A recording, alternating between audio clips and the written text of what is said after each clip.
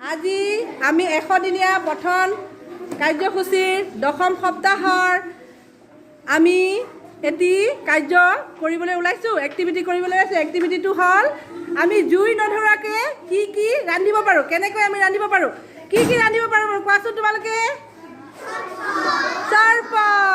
চৰবত কি দি বনাই কোৱাচোন।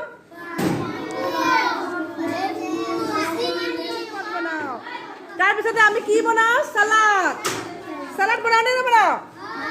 চালাড বনাবলৈ আমাক কি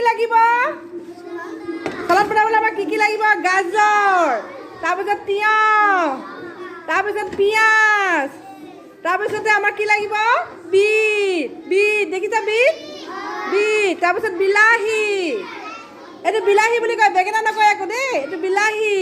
তাৰপিছত কি লাগিব ধনিয়া পাত, তাৰপিছত আদা, তাৰপিছত কি লাগিব জলকীয়া, দেখিছা জলকীয়া। তাৰপিছত আমাক কি লাগিব লগত লাষ্টত নিমখ চুটকিবাৰ নিমখ, হয়নে নহয়। এতিয়া আমাক ইয়াত কি দিয়া, নিমখ দিয়া, চেনি দিয়া, তেনেকৈ গুটি দিয়া, গোটা এতিয়া গুটি। এইটো কি বনি গ'ল, এইটো কমলা টেঙাৰ চৰবত। কি বনিল, কমলা টেঙাৰ চৰবত।